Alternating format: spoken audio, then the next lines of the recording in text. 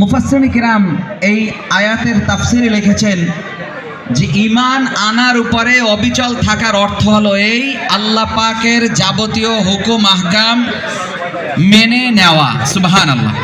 অর্থাৎ আল্লাহ পাক আমাদেরকে যে আদেশ করেছেন, কালিমা, নামাজ, রোজা, হজ, যাকাত, যে আল্লাহ পাকের যেরকম বিধিবিধান আছে, আদেশগুলো আছে, এগুলোর উপরে আমল করা এবং মৃত্যু পর্যন্ত এগুলো ধরে রাখা।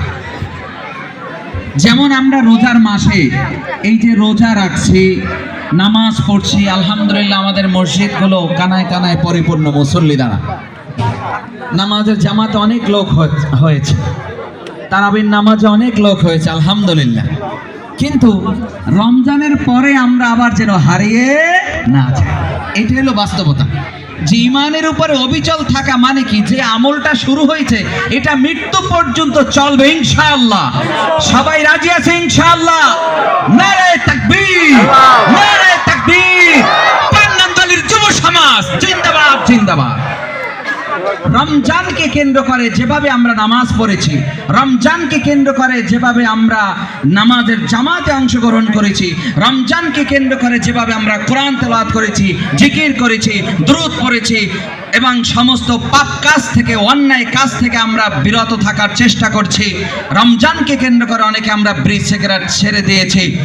এই যে আমলটা আমাদের ভিতরে আসছে, এই যে পরিবর্তনটা আমাদের মধ্যে আসছে, এই পরিবর্তনটা রমজানের কারণে আসছে, ঠিক কিনা?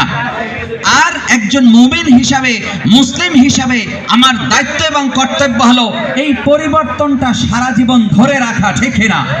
ইনশাআল্লাহ রাজি আছি আমরা সবাই? আল্লাহ কবুল করেন, বলুন আমিন। আচ্ছা, এইবার যারা এই পরিবর্তন ধরে রাখতে পারবেন, এই আমল যারা ধরে রাখতে পারবেন, রমজানের পরেও আমরা যদি নামাজ পড়ি, রোজ আল্লাহর হুকুম পালন করি, গুনাহ থেকে বেঁচে থাকি, আল্লাহ তাদের জন্য কি ওয়াদা দিয়েছেন?